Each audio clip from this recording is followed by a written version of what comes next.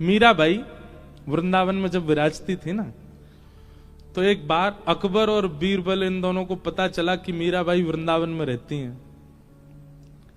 तो अकबर जो था ये सुनवैया अच्छा था, ये सुनने के लिए कुछ भी कर सकता था, अच्छा स्वर सुनने का बड़ा आदी था, उसको चस्का था सुनने का। मीराबाई बहुत सुंदर गाती थी। तो इसने बीरबल से कहा, बोले सुनो, हमने सुना वृंदावन में मीराबाई रहती हैं, हाँ उनका स्वर सुनना है। तो बीरबल बोला, देखिए वृंदावन में किसी का भी स्वर आपको सुनना है तो आप बादशाह बनकर के तो नहीं सुन सकते, क्योंकि वृंदावन वाले जो हैं ये बादशाहों के लिए नहीं गाते, ये तो ठाकुर जी के लिए गाते हैं। तो आपको रूप बदल के, ऐसे ही एक और घटना भी आती है, वहां तानसेन के साथ अकबर गए थे स्वामी श्री हरिदास जी का स्वर सुनने के लिए। तो वहां तो ऐसा हो गया था कि तानसेन ने कहा कि देखिए हमारे स्वामी श्री हरिदास जी महाराज जी सबके सामने नहीं गाते, ये केवल ठाकुर जी के आगे गाते हैं, उनका स्वर सुनना है तो आपको मेरा सेवक बन के चलना पड़ेगा। तो इतना रिजवार था अकबर कि तानसेन का तंबूरा उठाने वाला बन गया, पीछे पीछे हजूरी करता हुआ चल रहा है कि स्वामी जी का मैं स्वर सुन लूं।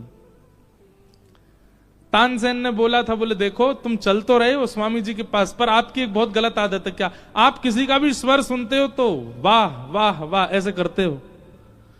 स्वामी श्री हरदास जी के सामने वाह वाह मत कर देना, नहीं तो बहुत पिटाई होगी, कोई नहीं देखेगा तुम बादशाह हो कौन हो। अकबर बोला नहीं नहीं मैं वाह वाह नहीं करूंगा। और अकबर बिल्कुल दीन हिंसा बनकर के, बिल्कुल सेवक बनकर के तानसेन के गए। निधिवन राज में विराजे थे, हाथ में लिए वीणा, हाथ में श्री स्वामी हरदास जी महाराज ठाकुर जी को कुछ सुना रहे थे। इतने में बीरबल ने आकर के, तानसेन ने आकर के जैसे प्रणाम किया, स्वामी श्री हरदास जी ने उसको देखा, पीछे देखा तंबूरा पकड़े कोई खड़ा है। स्वामी जी ने इशारा किया, गाओ तानसेन कुछ गाओ। तो तानसेन गाने लगे। एक तानसेन का बहुत अच्छा पद है, पर आपको समझ नहीं आएगा इसलिए नहीं सुनाऊंगा, पर सुनाऊंगा थोड़ा, एक आध शब्द तो कहूंगा। नाम आया तो एक तानसेन का भी पद सुनाएंगे। तो तानसेन से कहा कुछ सुनाओ, तो तानसेन गाने लगा। गाते गाते गाते पीछे से अकबर ने नोचा, बोले तुम्हारा नहीं गुरुदेव का सुनना है, कुछ करो इनसे गब्बाओ। तानसेन बोला ये ऐसे तो गाएंगे नहीं, मैं कुछ गड़बड़ी करूंगा तो मेरे को सुधारने के लिए गाएंगे, और जैसे ही मुझे सुधारने को गाएंगे तो ये अकबर सुन लेगा। तो तानसेन गाते गाते गाते गाते उन्होंने कुछ गड़बड़ी की गाने में। जैसे ही गड़बड़ी की, स्वामी जी ने तुरंत देखा, वो क्या कर रहे हो ये गुरुदेव, थोड़ा आगे वाला भाव आ नहीं रहा है, आप बता देंगे। स्वामी जी मंद मंद मुस्काए, बोले सीधे बोलो हमारा स्वर सुनना चाहते हो। बोले जी गुरुदेव यही बात है। बोले क्योंकि मैं जानता हूं कि तुम इस राग में बहुत निपुण हो, गलती कर नहीं सकते, ये जानबूझ के कर रहे हो। और स्वामी जी ने जैसे ही स्वर छेड़ा, आहा, आकाश में सूर्य चंद्र एक साथ प्रकट हो गए। एक तरफ वर्षा ऋतु आने लगी, एक तरफ शिशिर ऋतु, एक तरफ ग्रीष्म ऋतु। जितने पृथ्वी के कण थे सब कण झंकृत होने लगे। लता पत्र गुल्म सब पुष्पित, सब पल्लवित, सब फलित होने लगे। और महाराज ऐसा स्वर लहरी प्रकट हुई कि आपस में सारे वृक्ष एक दूसरे से लिपटने लगे, कुंजें प्रकट होने लगी, यमुना जी स्तब्ध हो गई, कोयल पक्षी सब बिल्कुल स्थिर होकर के स्वामी जी का स्वर सुनने लगे। ऐसा स्वर स्वामी श्री हरदास जी का। बादशाह अकबर का मुंह खुला रह गया, आंख खुली रह गई, वो तो स्तब्ध हो गया स्वर सुन करके। और जब गायन करते करते करते करते स्वामी श्री हरदास जी महाराज ने जैसे ही अपना गायन पूर्ण किया, पूर्ण होते ही सब यथावत समान हो गया। और जैसे ही समान हुआ, बादशाह अकबर को होश आया। होश आती बोला वाह वाह वाह। उसकी वाहवाही सुनते ही स्वामी श्री हरदास जी महाराज को क्रोध, कौन है ये वाहवाही कर रहा है, ये कौन है, ये जरूर कोई बादशाह है, ये तुम्हारा कोई तंबूरा उठाने वाला नहीं, सत्य बताओ कौन है, नहीं तो इसको अभी देख लूंगा मैं। तुरंत तानसेन ने कहा, बोले तुरंत चरणों में गिर जाओ, नाक रिगड़ो गुरुदेव के सामने। वाह भाई, क्यों करी तुमने? क्यों? क्योंकि वृंदावन में रहने वाले किसी व्यक्ति विशेष को रिझाने को नहीं गाते, वो जी को रिझाने के लिए गाते हैं। वो व्यक्ति विशेष उस पर प्रशंसा कर दे, वो उनको स्वीकार नहीं।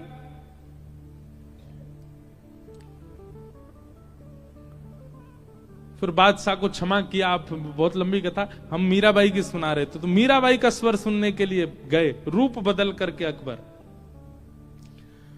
और जैसे सब लोग सत्संग करने आते थे मीराबाई के पास, सब लोग बैठे थे, पीछे दोनों आके बैठ गए, बीरबल और अकबर। मीराबाई ने एक झलक देखी बस, और उस एक झलक देखते ही मीराबाई अपना सत्संग करने लगी। सब लोग सुन रहे थे, सब लोग प्रणाम करके जाने लगे। जैसे ही अकबर बीरबल भी आए हाथ जोड़ के प्रणाम करने के लिए, मीराबाई के सामने जैसे ही झुके, तुरंत मीराबाई कहती हैं, एक जहांपना का इतना दीन होना यह बताता है कि वो सत्संग तो करता है। आप भले ही रूप बदल करके आए हैं, परंतु रूप बदल करके किसी सत्संग में आए हैं, इससे मुझे बड़ी प्रसन्नता है। अकबर हक्का बक्का रह गया, इनको कैसे पता, ये कैसे पहचान गई? अकबर कोई छोटा मोटा राजा तो है नहीं, उसके पास तो एक से एक पलस्तर करने वाले हैं। वो खूब रूप बदल के आया, पर मीराबाई पहचान गई। अकबर कहता है, ये विद्या आपके पास कहां से आई? तो मीराबाई कहती हैं, ये सत्संग की विद्या है। सत्संग ऐसी दृष्टि प्रदान करता है कि सामने वाला व्यक्ति कौन है, किस प्रकार का है, क्या खाता है, कैसी जगह बैठता है, कैसी जगह उठता है, ये सब अनुभव उसके केवल एक बार नेत्र देखने मात्र से हो जाता है। ये सत्संग का प्रभाव। आपके बैठने की अदब से पता चल रहा था कि आप जहां पना है, आप सत्संगी नहीं है। सत्संगी ऐसे नहीं बैठता जैसे आप बैठे थे। तो नेत्रम, वक्त्रम और विकारेण, इन तीनों से पता चल जाता है व्यक्ति कितना साम्यवर्ती हो सकता है, कितना समीप लाने योग्य है। इसलिए जिनका ये प्रश्न है, उनसे हमारी प्रार्थना, सत्संग बढ़ाइए, परखने की भावना से नहीं, केवल सत्संग कीजिए। जैसे ही सत्संग आपके चित्त में आने लगेगा, आपको लगने लगेगा, जैसे घी लगता है शरीर को तो मोटापा बढ़ता है, मीठा लगता है तो शुगर बढ़ती है, ऐसे ही दवाई लगती है तो बुखार उतरता है। ऐसे सत्संग लगेगा, सत्संग आपके चित्त में जाने लगेगा तो आप नेत्रों से परखिया भाव में आ जाओ, परखने लग जाओगे फिर। और दो प्रकार का परखना होता है, एक तो होता है सबको परख करके उनके प्रति हीन भावना रखना, पर सत्संगी परखिया कैसा होता है, वो परख भी लेगा और हीन भावना भी नहीं रखेगा। वो पहचान जाएगा कि व्यसनी है, पर व्यसनी को देख करके भी उसके चित्त में हीन भावना नहीं आएगी। संसारी व्यक्ति जो परखने वाला होता है, वो देख, अच्छा ये तो बहुत पीता है, इससे संबंध नहीं रखना, ऐसा हो जाए। पर सत्संगी ऐसा नहीं होता, वो परखने के बाद भी त्याग नहीं करेगा, हां अति सामीप्य में भी नहीं लाएगा। तो जिनका ये प्रश्न था, बहुत अच्छा प्रश्न, ऐसे प्रश्न होने चाहिए कि सुनना, बोलने वाला, सुनने वाला और सबको समाधान मिले।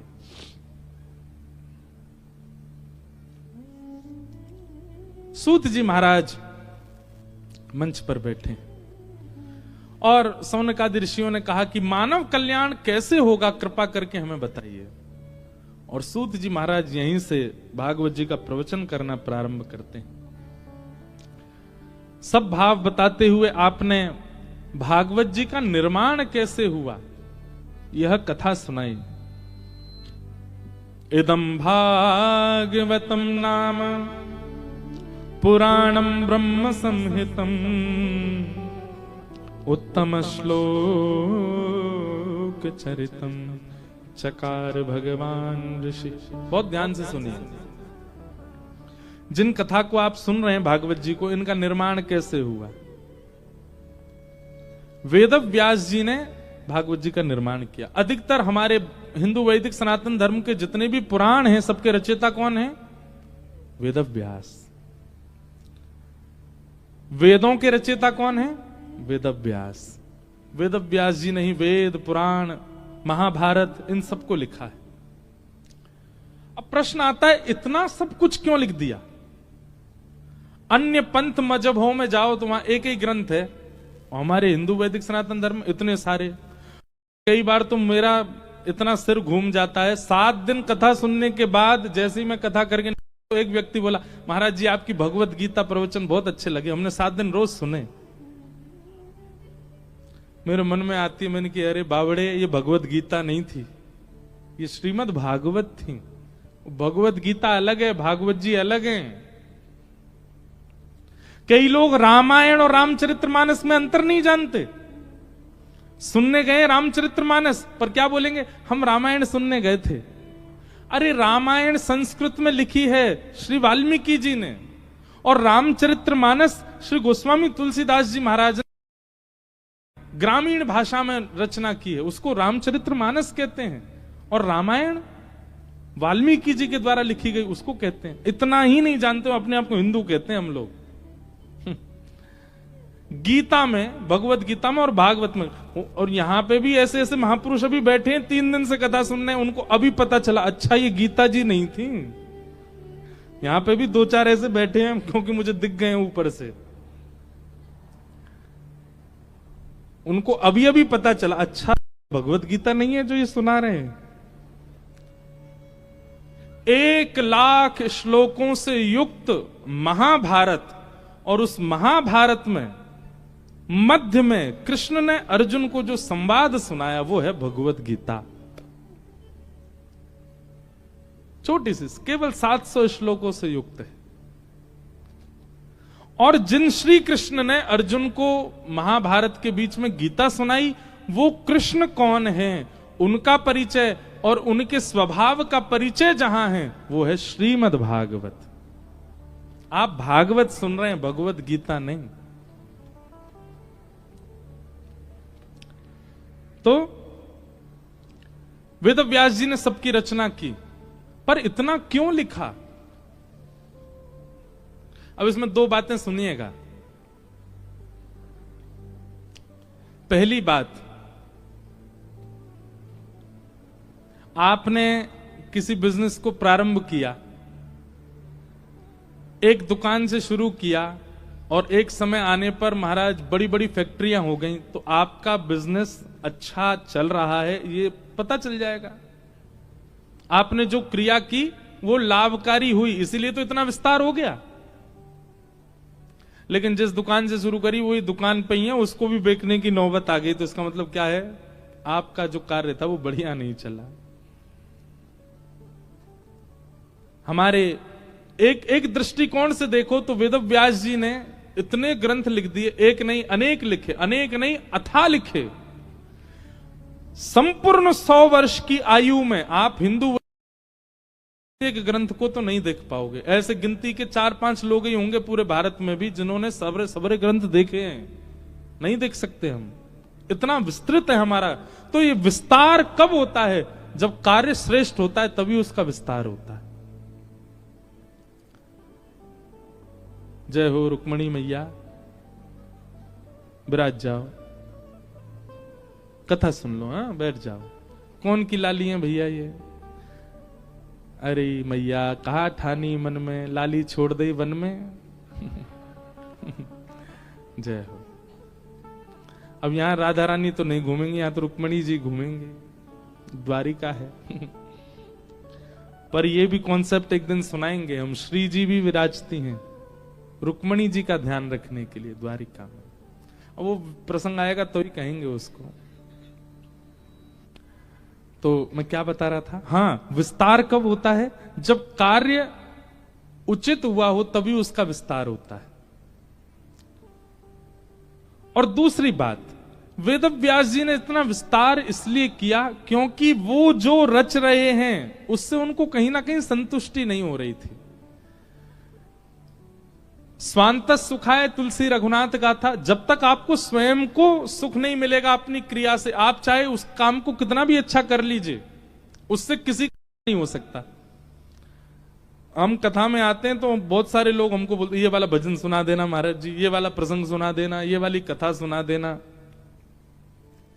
यहां बैठ करके हम वो सुनाते हैं जो हमारे चित्त में आ रहा होता अचानक, और लगता है कि इससे अगर मेरा चित्त प्रसन्न है तो निश्चित है जितने लोग बैठेंगे सबका चित्त प्रसन्न हो जाएगा। पर एक व्यक्ति विशेष का भाव रख के अगर मैं यहां से कुछ स्पेसिफिक चीज कहूंगा तो वही प्रसन्न होगा, सब नहीं होंगे। सबकी प्रसन्नता तब हो सकती है जब प्रवचन करने वाला स्वयं अपने चित्त को प्रसन्न करता हुआ बोल रहा हो। तो वेदव्यास जी इतना कुछ लिख रहे थे पर उनका चित्त कहीं ना कहीं प्रसन्न तो था, पर अभी भी लग रहा था कुछ तो रह रहा है, कुछ तो छूट रहा है, कुछ तो अपूर्णता है, जिसके कारण वेदव्यास जी बड़े चिंतित हो गए कि मैं क्या करूं। मैंने इतना कुछ लिख दिया, महाभारत लिख दी, 18 उपपुराण लिख दिए, 17 महापुराण लिख दिए, मेरा मन अशांत, अभी ऐसा क्यों लग रहा है कि कुछ अपूर्ण है, कुछ छूट रहा है। तभी वहां नारद जी का आगमन हुआ और नारद जी आकर के बोले, भगवान आप इतने उदास क्यों हो? तब वेदव्यास जी बोले, मैंने इतना कुछ लिख दिया, मेरे मन को शांति नहीं मिल रही है। तब नारद जी ने कहा, अशांति का कारण केवल एक है। बोले क्या? बहुत ध्यान से सुनिएगा, ये विषय बहुत अच्छा लगता मुझे। यहां जितने भी जॉब करने वाले बैठे हैं या जितने भी घर संभालने वाले बैठे हैं, सब ध्यान से सुनना। आप अपना पूरा पूरा दे रहे हो फिर भी मन अशांत है, कारण क्या है? कारण यहां नारद जी बता रहे हैं, आपकी पूर्णता है कार्य में, लेकिन फिर भी हृदय की अशांति का कारण केवल एक है। भवतानुदित प्रायम यशो भगवतो मलम येनैवासौ न तुष्येत मन्ये तद्दर्शनम खिलम। नारद जी कह रहे हैं, व्यक्ति सब कुछ अर्पित करने के बाद भी अशांत क्यों है?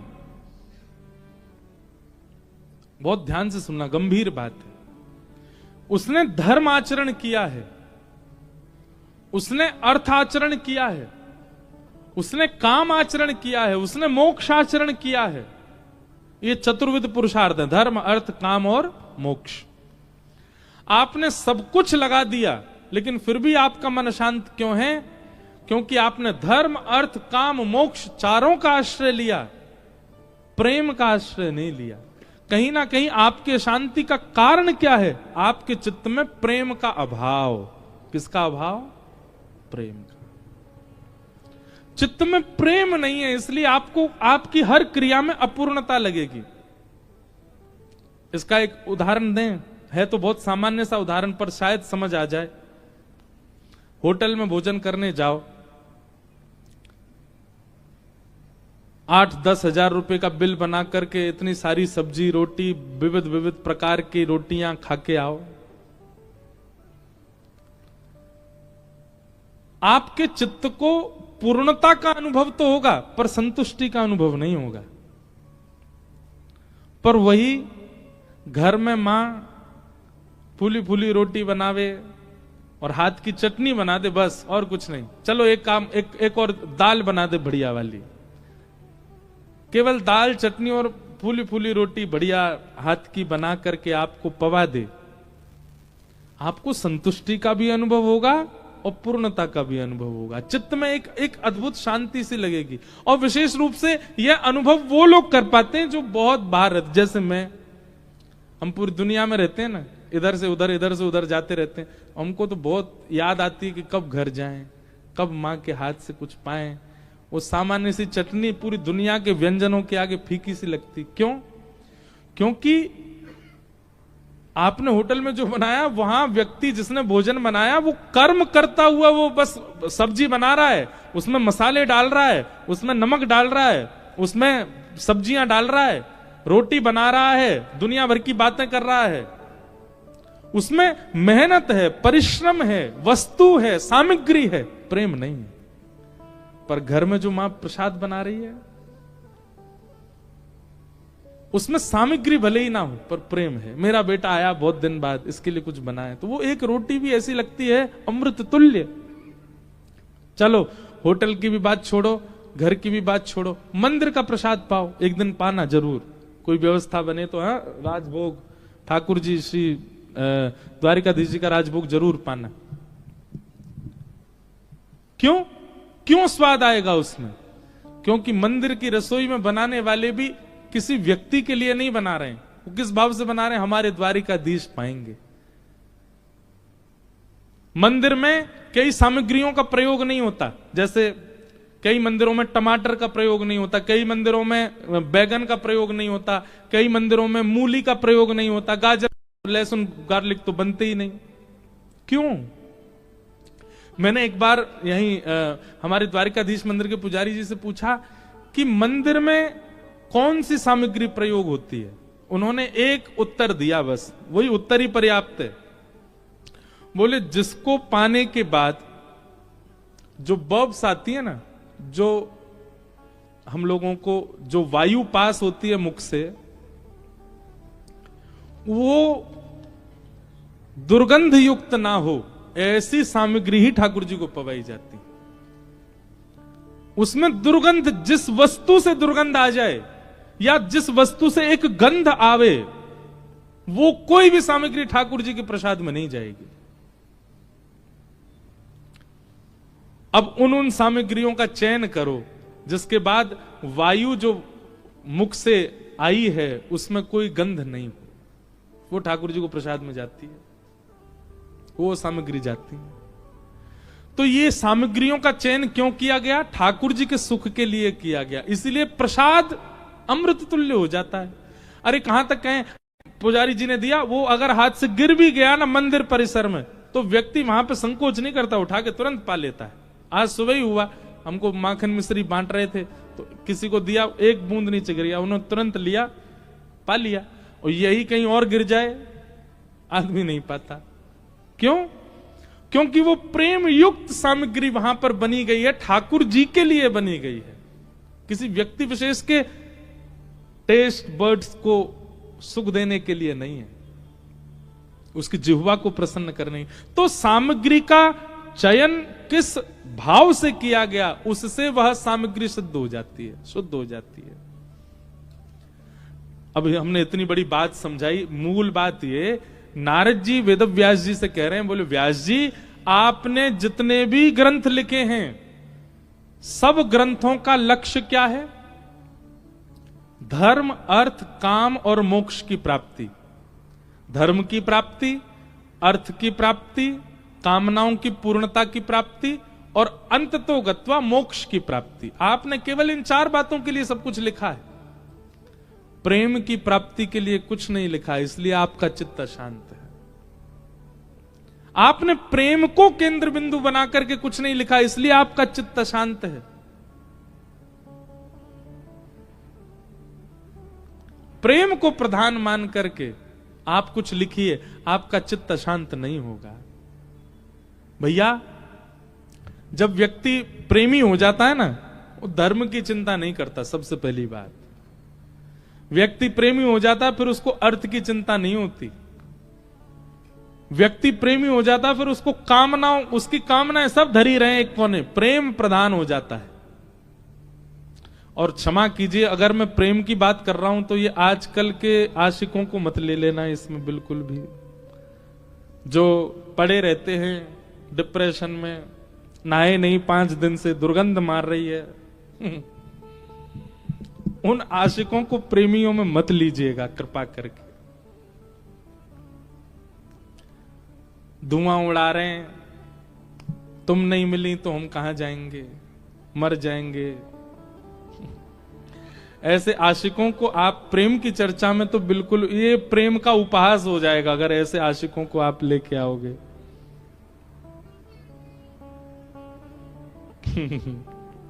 मेरे को बातें तो बहुत आ रही हैं पर मैं नहीं कहूंगा।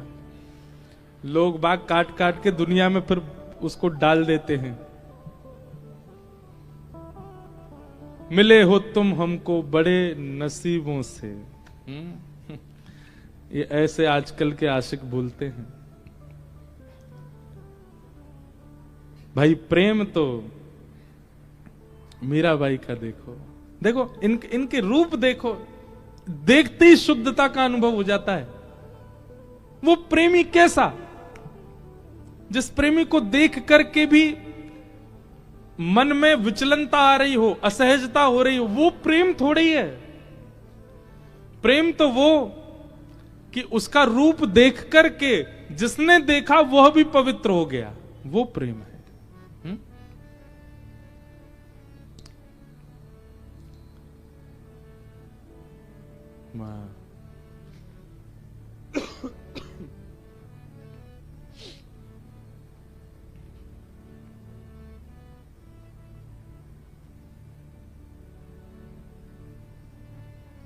प्रेम तो वो श्रेष्ठ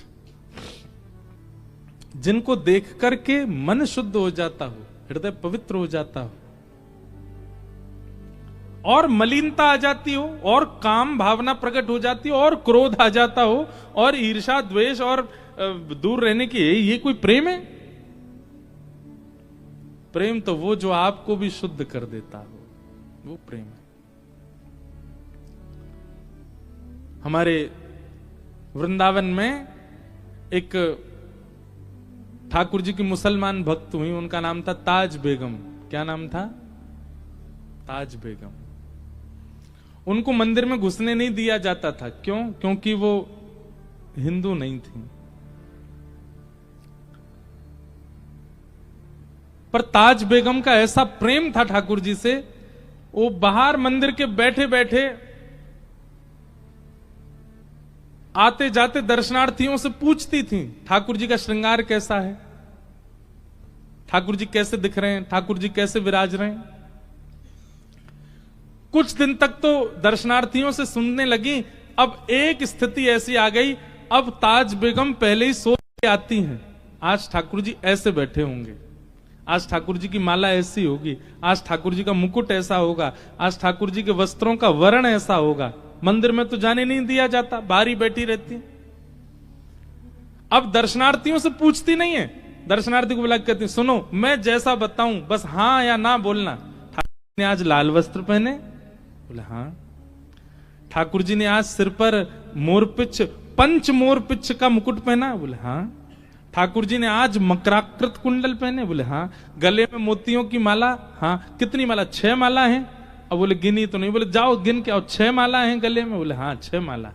ठाकुर जी ने कंठ पर ऐसे हसली पहनी है? बोले हाँ हसली पहनी है। ठाकुर जी ने पीला केसरी चंदन उसकी पत्रावली बना करके गाल पे गोल ऐसे हो रहा है? बोले हाँ। बस सुनते ही ताज बेगम वहीं नृत्य करने लग जाती थी।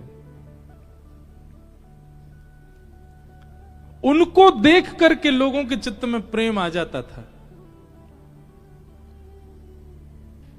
एक प्रसंग मैं सुनाता हूं। श्री हनुमान जी महाराज जब लंका गए, तो लंका में जाकर के जब सब जगह भ्रमण कर रहे थे, तब एक जगह हनुमान जी ने देखा बड़े अक्षरों में लिखा था राम। हनुमान जी बोले लंका में राम कहां लिखा है भाई? तो हनुमान जी ने परीक्षा लेने के लिए एक ब्राह्मण का रूप धारण किया, और ब्राह्मण का रूप धारण करके उर्दपुंड लगा करके बिल्कुल केश आदि त्याग करके बानर वेश छोड़ करके एक सुंदर ब्राह्मण का रूप धारण किया, खड़ाऊ पहन करके चट चट चटकाते भाई भीतर प्रवेश कर गए। देखें तो सही, राम लिखा है किसका भवन? अंदर बैठे थे कौन? विभीषण जी। जैसे ही हनुमान जी ने प्रवेश किया और विभीषण ने हनुमान जी की ओर देखा, हनुमान जी की ओर देखते ही विभीषण जी ने तुरंत दंडवत प्रणाम किया, और एक बार प्रणाम किया तो चलता, प्रणाम करके उठे और हनुमान जी को देखकर फिर प्रणाम किया, फिर उठे, फिर देखा, फिर प्रणाम किया, 3 बार प्रणाम किया। हनुमान जी को संशय हो गया, कहीं ऐसा तो नहीं इसको मैं दिख रहा हूं हनुमान रूप में, ये इसीलिए मुझे 3 बार प्रणाम कर रहा है। हनुमान जी ने अपना मुख देखा, बोले मुख तो बदल लिया, ये फिर भी 3 बार प्रणाम। पास में एक झरना, वो फुब्बारा जैसा था, उसमें झांक करके अपना मुख देखा तो हनुमान जी का रूप तो बदला ही हुआ है, फिर ये मुझे इतना प्रणाम क्यों कर रहे हैं? हनुमान जी ने पूछा, भैया हमारा आपका कोई पुराना संबंध है क्या? आप हमसे पहले कभी मिले हो क्या? आप हमको इतनी बार प्रणाम क्यों कर रहे हो? विभीषण जी बोले, मैं आपसे कभी नहीं मिला, मैं तो पहली बार देखा आपको, तो फिर वो 3-3 बार क्यों प्रणाम कर रहे हो भाई?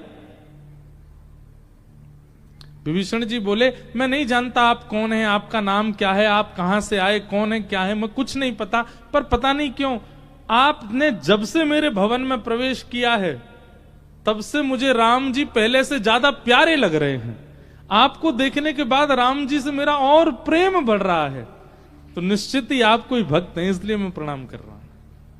तुरंत हनुमान जी अपने रूप में आ गए, विभीषण को हृदय से लगाया। ये है प्रेम का लक्षण, ये है प्रेमी का लक्षण।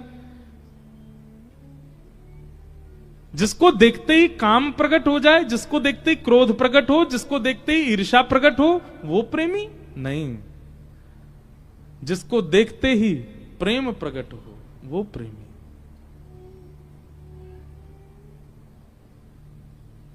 वो प्रेमी।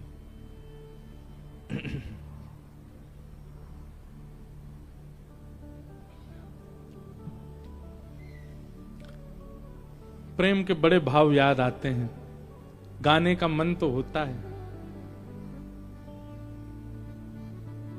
प्रेम नगर मत जा मुसाफिर, प्रेम नगर मत जा।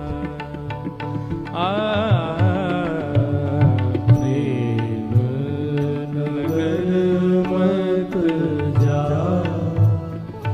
हमारे वृंदावन को प्रेम नगर कहा जाता है। प्रेम नगर मत जाओ, क्यों? प्रेम नगर की सकरी हैं गलियां, प्रेम नगर की सकरी हैं गलियां, प्रेम नगर की सकरी हैं गलियां, प्रेम नगर की सकरी हैं गलियां, प्रेम नगर की सकरी हैं गलियां, प्रेम नगर की सकरी हैं क्यों? गलियां। दो ना समा मुसाफिर, प्रेम नगर मत जा।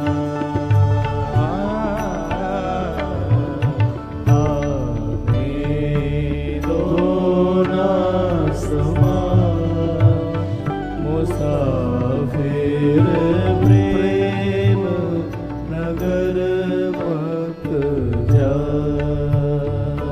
ओ प्रेम नगर की गहरी है नदियां, प्रेम नगर की गहरी नदियां, ओ प्रेम नगर की गहरी है नदियां, ओ प्रेम नगर की गहरी है नदियां, लाखों लोग डूबा मुसाफिर, प्रेम नगर मत जा।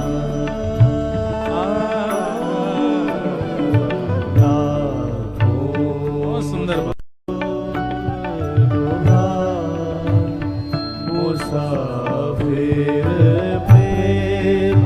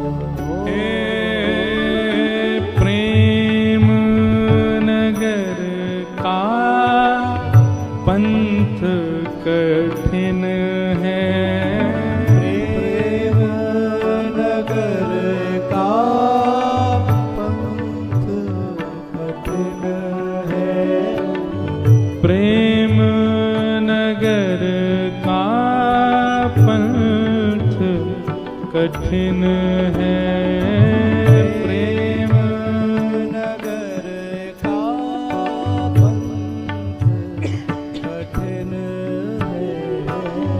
प्रेम नगर का पंथ कठिन है। प्रेम नगर का पंथ कठिन है। आपे ना चल मुसाफिर प्रेम नगर मत जा। आपे ना चल मुसाफिर प्रेम नगर मत जा।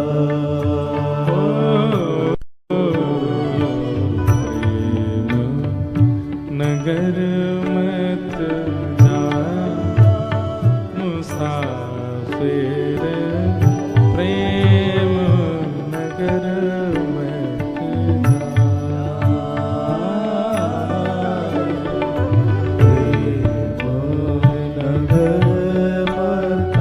जा। मुसाफिर प्रेम नगर मत जा। मुसाफिर प्रेम नगर मत जा। मुसाफिर प्रेम नगर मत जा।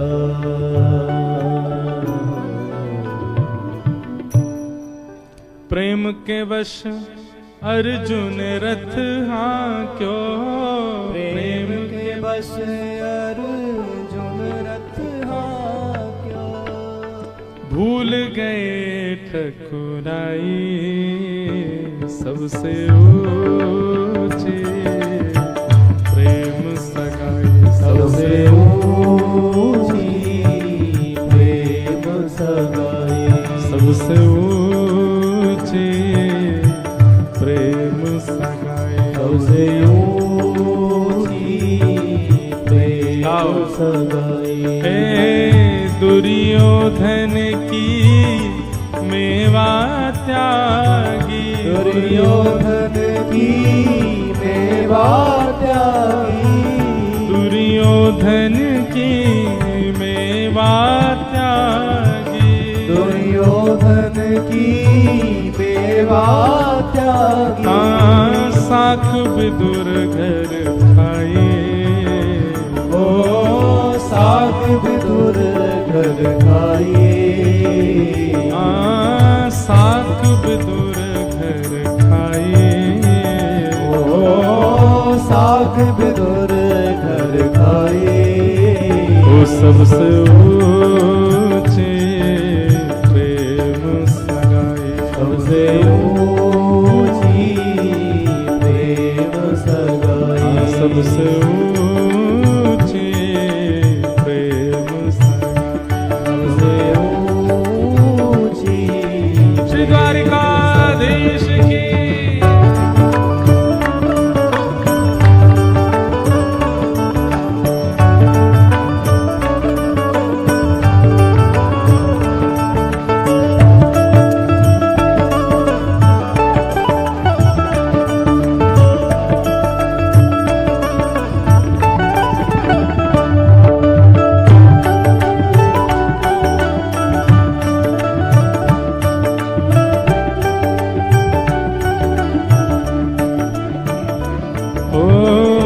ऐसी प्रीत बढ़ी वृंदावन। ऐसी प्रीत बढ़ी वृंदावन। ऐसी प्रीत बढ़ी वृंदावन। ऐसी प्रीत बढ़ी वृंदावन। गोपियन रास रचाए। ओ गोपियन रास रचाए। हाँ गोपी संग रास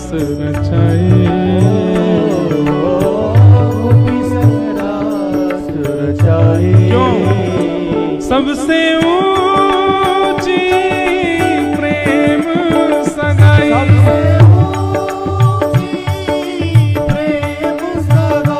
सबसे ऊंची प्रेम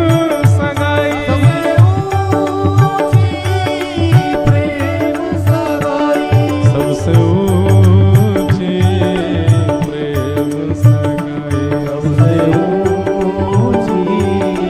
प्रेम सगाई, हे सूरकूर ही लायक नाही, सूरकूर ही लायक नाही, सूरकूर ही लायक नाही, सूरकूर ही लायक नाही, कहीं विधि करहूं बड़ाई, ओ कहीं विधि करो बड़ाई, कहीं विधि करहूं बड़ाई, कहीं विधि करो बड़ाई, हे सबसे ऊंची प्रेम सगाई, सबसे ऊंची प्रेम सगाई, सबसे ऊंची प्रेम सगाई, सबसे ऊंची प्रेम सगाई, सबसे ऊंची प्रेम सगाई, सबसे ऊंची प्रेम सगाई, सबसे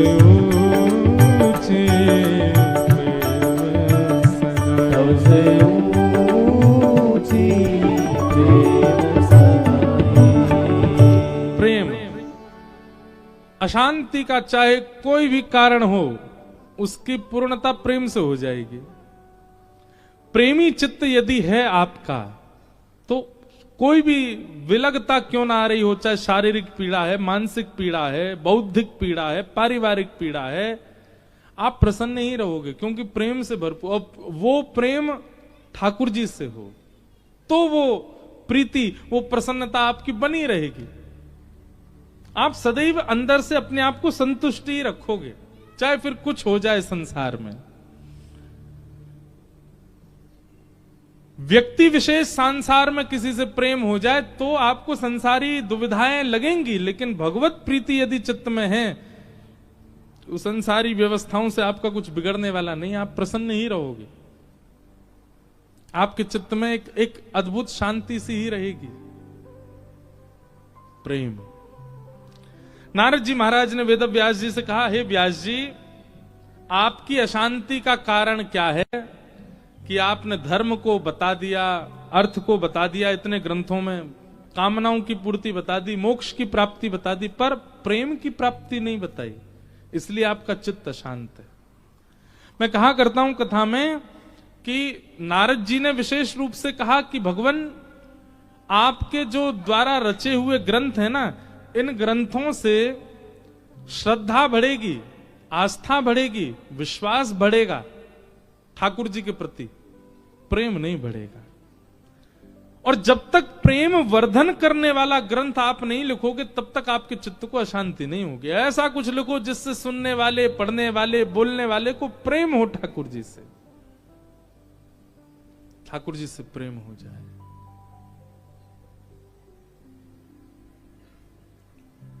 वेद व्यास जी महाराज ने तब कहा कि प्रेम की प्राप्ति, प्रेम वर्धन का भाव चित्त में हो, उसके लिए मुझे कैसा भाव लिखना पड़ेगा? बोले ठाकुर जी के ऐश्वर्य नहीं, ठाकुर जी के गुणों का वर्णन करो, ठाकुर जी के स्वभाव का वर्णन करो, तो स्वभाव सुनकर के प्रेम अपने आप हो जाएगा। अब जिससे ब्याह होना है, लड़का का आपने सारे गुण बता दिए, बहुत धनवान है, उस पर ये वाली गाड़ी है, इतना कमाता है, कद इतना बड़ा है, कॉम्प्लेक्शन ऐसा है, ऐसे हंसता है, ऐसे चलता है, सब बता दिया आपने। गुण तो बहुत सारे बता दिए। कन्या ने ब्याह भी कर लिया, 2 साल बाद बेचारी रो रही थी, क्यों? सब कुछ था, स्वभाव तो बताया नहीं आपने, उसका स्वभाव कैसा है। स्वभाव तो बिल्कुल उल्टा था। बाकी सारे गुण तो थे, स्वभाव तो था ही नहीं। तो यही बात नारद जी ने कही, बोले आपने जितने भी ग्रंथ लिखे सब में भगवान का गुण लिखा है, स्वभाव नहीं लिखा। अब ऐसे ग्रंथ की रचना करो जहां ठाकुर जी का स्वभाव हो।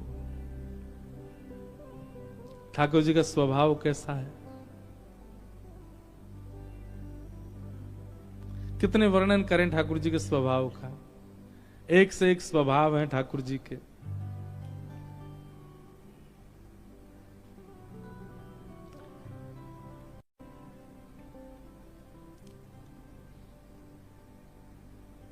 निकुंज लीला हो, कुंज लीला हो, निभृत लीला हो, सब में ठाकुर जी का एक विचित्र स्वभाव है।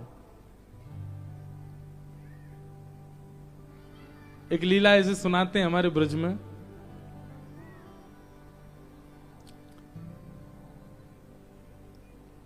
ठाकुर जी जब वृंदावन आए गोकुल से, तो भगवान की बड़ी मैया आई। बड़ी मैया किसको कहते हैं? ताई जी को। हमारे ब्रज में आज भी ताई जी, ताऊ जी, चाचा चाची कम बोलते हैं। हमारे ब्रज में आज भी बोलते छोटी मम्मी छोटे पापा, या छोटी माँ छोटे पिताजी, बड़ी माँ बड़े पिताजी, ये ताऊ जी कई घरों में आज भी बोलते हैं ऐसा। तो ठाकुर जी यशोदा मैया एक गोद में बैठे, इतने में ही बूढ़ी सी एक मैया आई। ठाकुर जी बोले, मैया जो कौन है, धाम धुल्ला सी चली आ रही है। मैया बोली, ऐसे ना बोलो, धाम धुल्ला समझते हैं? धाम धुल्ला समझते हैं? कई ऐसी माताएं होती ना, उनसे चला भी नहीं जाता, इतनी तगड़ी होती हैं, ऐसे ऐसे करके चलती हैं। कोई बैठी हो तो बुरा नहीं मानना, मतलब अपने वजन के कारण उनसे चला नहीं जाता, उनको दो लोग ऐसे करके चलते हैं, इसको कहते हैं धाम धुल्लासी। ठाकुर जी बोले, मैया देख कैसी धाम धुल्लासी चली आ रही है। मैया बोली, लाला ऐसे मत बोले कर, तेरी बड़ी मम्मी है, तेरी बड़ी मैया है जे, चल जल्दी तो उतर जा, चरणन में प्रणाम कर ले बड़ी मैया के। मैया ने ठाकुर जी को उतारा। अब मैया तो गई, मैया जाके प्रणाम करने लगी, चरण छूने लगी। लाला तो गई, लाला चल प्रणाम कर। सो ठाकुर जी ऐसे टेढ़ी सी नजर करके देखे उनकी ओर। मैया बोली, क्यों प्रणाम ना कर रहे हो? ठाकुर जी बोले, नीचे आ मैया पहले। मैया नीचे आई और कान में ही कहूंगो। मैया ने कान आगे क्यों? बोले, बता क्या बात है? बोले, या प्रणाम करवे तो मुझे कहां मिलेगो, पहले बता। यशोदा मैया बोली, नेक सो इतनो स्वार्थी है, बिना कछु मिले तो प्रणाम नहीं करेगो। अब मैया दूध पी के घी खाए के मैंने अपनो शरीर बनायो, अब झुकना पड़ेगा, घुटने पे बैठना पड़ेगा, हाथ आगे करने पड़ेंगे, सिर झुकाना पड़ेगा, इतना श्रम करूंगा, कितना घी खर्च हो जाएगा भीतर से, बाकी बदले कछु तो मिलना चाहिए मुंह को। मैया बोली, लाला तू बहुत विचित्र है। मैया जल्दी बता मुझे कहां मिलेगा। अब इतनी जिद करने लगे, सो मैया ने धीमे से कह दी, लाला तू पीछे पड़ो रे मेरे, ब्याह करा दे, ब्याह करा दे। जी बड़ी मैया है, या के संपर्क में खूब सारी छोरी हैं, इन्हें प्रणाम करेगो तो तेरे काजे तेरी जैसी कोई छोरी ले आवेंगे, ब्याह करा देंगे तेरो। और कितने ठाकुर 3.5 वर्ष के, केवल कितने, यही द्वारिकाधीश भीतर बैठे या राजा धीराज बन के। 3.5 वर्ष के जाके मैया तो कह रहे, मैया क्यों प्रणाम को? मैया बोली, तेरो ब्याह है जाएगो, कर ले प्रणाम। बड़ी मैया ने नहीं सुनी बात ठाकुर जी और यशोदा जी के बीच में। जैसे ही सुनी ब्याह है जाएगो, इन्हें प्रणाम करवे थे। ठाकुर जी ने चरण नहीं छोड़े, दंडवत वहीं ते हाथ लंबे कर महाराज। और दंडवत ऐसे, दंडवती परिक्रमा देखी गिरिराज जी में, दंडवती परिक्रमा लगा में, जहां हाथ जाए फिर वहां से फिर लेटे।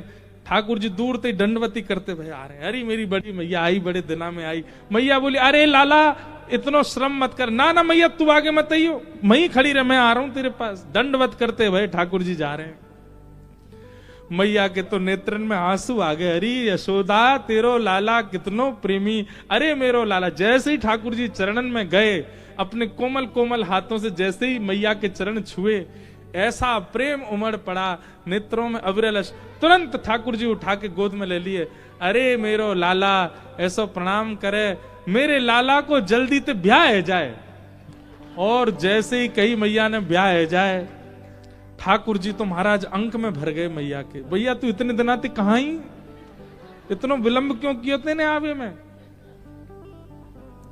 अब तो स्थिति ये हो गई, ठाकुर जी गोद से उतरते ही नहीं है, मैया की, वो बड़ी मैया की गोद में ही लगे रहे। रात में सोवे को समय भयो, मैया गई, लाला चल सोवे को समय है क्यों, चल मैं बड़ी मैया के पास ही सोऊंगो, मोको तो इनमें ही सुख मिल रहा है। मैया बोली लाला कैसो है, पता चल गई ब्याह करावे वारी है तो वह छोड़ ही नहीं रहे हैं। ऐसे एक भाव है, कभी ठाकुर जी की प्रेम लक्षणा भक्ति प्राप्त करनी हो, ठाकुर जी को लोभ दो। कैसा लोभ, कोई भोजन का लोभ दो। ठाकुर जी अगर आप मेरे घर पधारोगे मैं ऐसा ऐसा भोजन बना के पवाऊंगी, ठाकुर जी मेरे यहां पधारोगे तो ऐसा ऐसा श्रृंगार करूंगी। लेकिन होनी चाहिए वो शुद्ध भावना, हमारी बात सुन के मत बोल देना आप, या ठाकुर जी देखो ठाकुर जी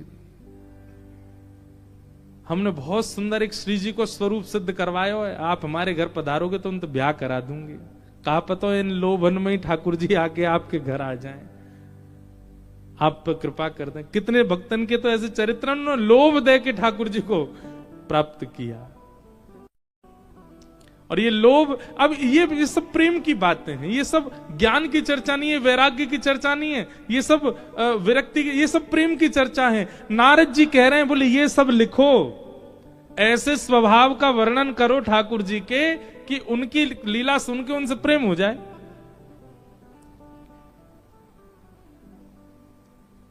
एक दिन ठाकुर जी यशोदा मैया की गोद में बैठे, सबरी गोपी आ गई, सब गोपी घेर करके बैठी हैं, बीच में यशोदा मैया लाल जी को लेके बैठी हैं। सब गोपी पूछ रही मैया अपने लाला के गुण बताओ, लाला के गुण बताओ। मैया बोली कहां बताऊं, बोल वो सीख गयो, चल वो सीख गयो, तब ते तो यानी मेरी नाक में दम ही कर दियो है। सब गोपी बोली ऐसा कहा करे तुम्हारो लाला, बोले मेरे पीछे पड़ो रे, काई यो के मेरो ब्याह करा दो। अब बताओ या को कौन ते ब्याह कराऊं। गोपी बोली लाला तू नेक सो तो है, कैसे ब्याह करेगा। बोले तो नेक सी ते कर लूंगा ब्याह, कौन सी बड़ी बात है। और मैं तो मैया कह रखी है इतनी बड़ी बहू लिया कि जेब में धर के गई अचरा विजाया करूं, जब मन करे सो जेब से निकाल ले करूं बाहर। हमारे लाल जी का ब्याह होने वाला अगले वर्ष, इसलिए हमको ब्याह की चर्चा बहुत याद आ रही है।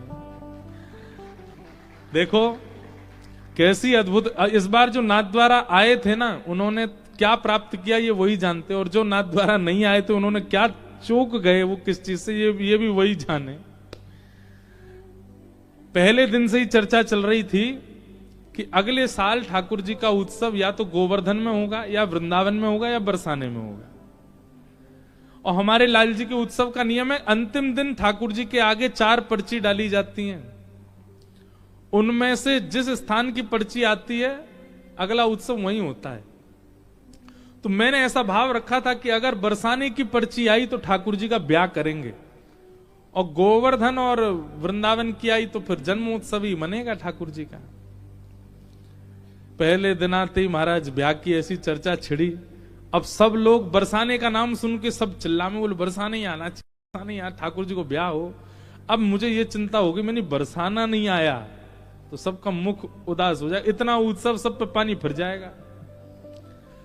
फिर जो भी आमे वो ब्याह की चर्चा करें, जो भी संत महापुरुष आमे वो ब्याह के पद गावे, सब ब्याह की बात करें। इतनी ब्याह की बात है गई। अंतिम दिन मैंने की लाला, अच्छा एक बार हमारे एक पंडित जी बोले सुनो तीनों पर्ची बरसाने की डाल दो। कुछ भी करो बरसानो ही आएगा। मैंने नहीं यार ऐसे नहीं करना। तो फिर गोवर्धन, बरसाना और वृंदावन 3 पर्ची बनाई।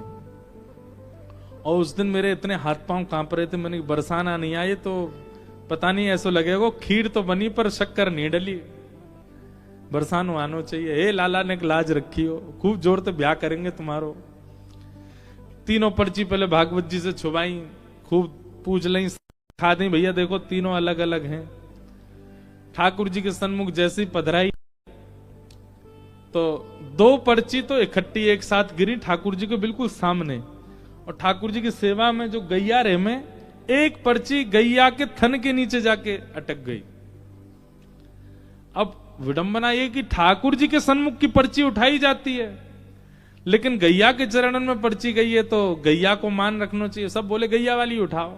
अब मुझे डर लगे, मैंने कि कहीं ऐसा नहीं हो सामने वाली पर्ची में बरसाना होगा और हमने कोने में गिरी गैया वाली उठा ली तो कहीं दिक्कत नहीं है जा। पर विश्वास करके उठाई, और जैसे उठाई महाराज, वह खोलते ही वहां में लिखो श्री बरसाना ठाकुर जी को ब्याह। अब देखो ब्याह के कितने लोभी हैं ठाकुर जी। मतलब ब्याह की बात कर दी तो घुमा फिरा के वही बात आई जहां से ब्याह हो। इतना ठाकुर जी को ब्याहुला बहुत प्रिय है। अपने घरन के ठाकुर को कभी अवसर मिले ना, संत जनों से पूछ के रसिक, एक बार ब्याहुला जरूर करना ठाकुर जी। ब्याहुला ऐसा थोड़ी कि कोई ब्याह रचाना है, ब्याहुला के पद होते हैं, ठाकुर जी को सेहरा बांधा जाता है, श्रृंगार किया जाता है, ठाकुर जी की सारी रस्में की जाती हैं, बस वो एक सुख है, उसमें ठाकुर जी को बहुत अच्छा लगता है। तो कभी ठाकुर जी को अगर आमंत्रण देना हो घर का तो ब्याह का लोभ दे दो, ठाकुर जी आपको ब्याह कराएंगे, आ जाओ, दौड़े चले आवेंगे ठाकुर जी। ब्याह के कारण तो ऐसे दुल्हा बनवे के काजे डोलते रहे। कई ब्याह ऐसे भी ब्याहुला होते हैं उनमें श्री जी नहीं है, दुल्हन है ही नहीं, अकेले दुल्हा ही डोल रहे हैं, क्योंकि वो तो नित्य श्री जी के हैं, उनको अलग से कोई दुल्हन की आवश्यकता थोड़ी है। पर ब्याह के बड़े प्रेमी हैं हमारे लाल जी। तो कभी अगर लोभ देना हो तो ब्याह का दो ठाकुर जी, क्या पता ब्याह के लोभ से ही रीझ जाएं, आ जाएं आपके पास। या फिर जो भी आप प्रस्तुत कर सकते हो, भोग का लोभ,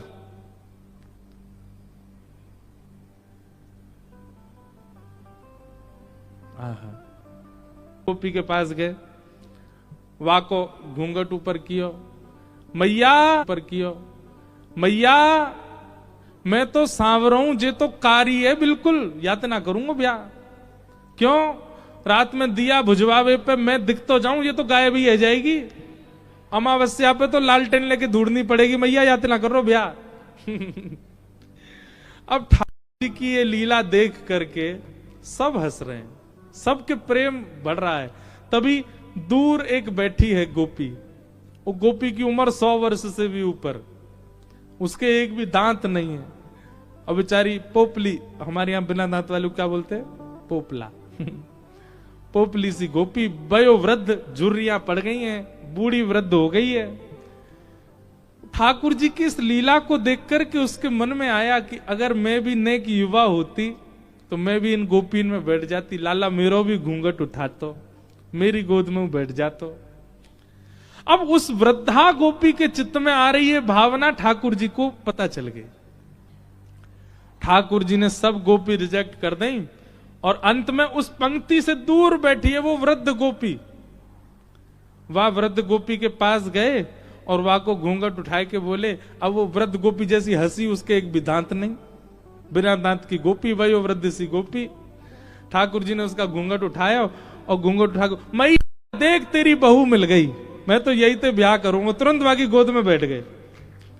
सबरी गोपी बोली, अरे लाला तू जाके गोद में बैठो, बाकी एक भी दांत नहीं है। ठाकुर जी बोले, यही मारे तो बैठा हूं, मेरे 2 दांत हैं, या कि एक भी नहीं है, हम दोनों एक जैसे हैं, यही मारे दोनों की पटेगी बढ़िया, मेरे तो 2 ही निकले हैं अभी। आहा, ऐसी प्रेम लीलाएं हैं ठाकुर जी की। नारद जी महाराज वेद व्यास जी से बोले, इन लीलाओं का वर्णन करो जहां ठाकुर जी का बाल रूप, जहां ठाकुर जी का स्वभाव दिख रहा है, जिसको सुन करके, जिसको देख करके सबके चित्त में प्रेम प्रकट हो जाए, आस्था प्रकट होना, श्रद्धा प्रकट होना, विश्वास प्रकट होना, ये तो सामान्य बात है, प्रेम प्रकट होना ये विशेष बात है।